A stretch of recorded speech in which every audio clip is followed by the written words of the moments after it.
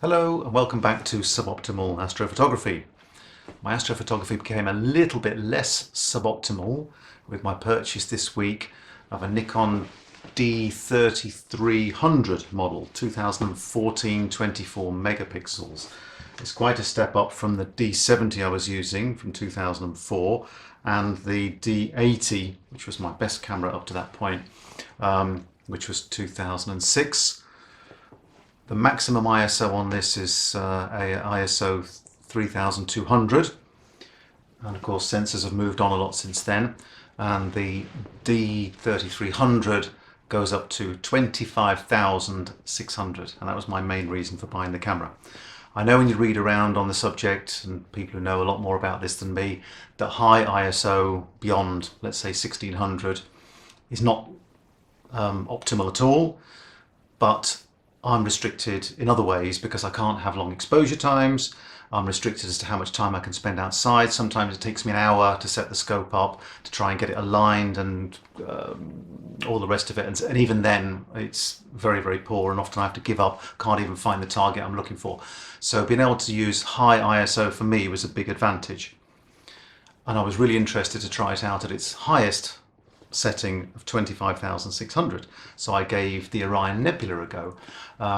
So I can't show you the camera because I'm filming on the camera, but here's a photograph of it.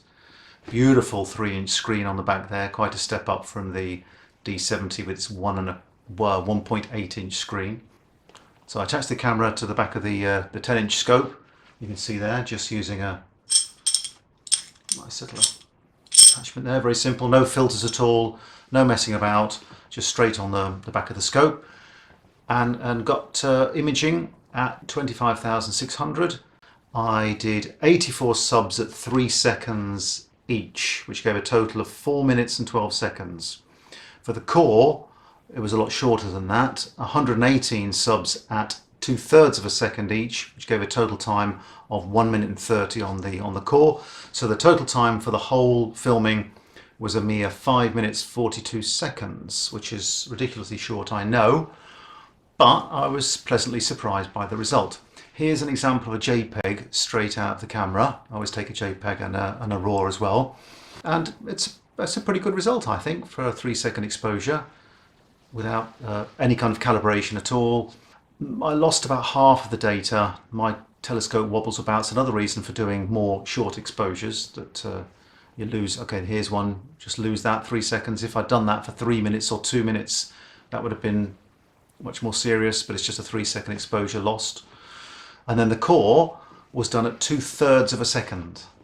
So here they are, 2/3 of a second exposure. There's an example there, and quite a lot of detail coming through there. So combining the two sets together gives us the final result, which I'm very happy with, considering it's only 5 minutes 42 seconds capture altogether. That's a very interesting result.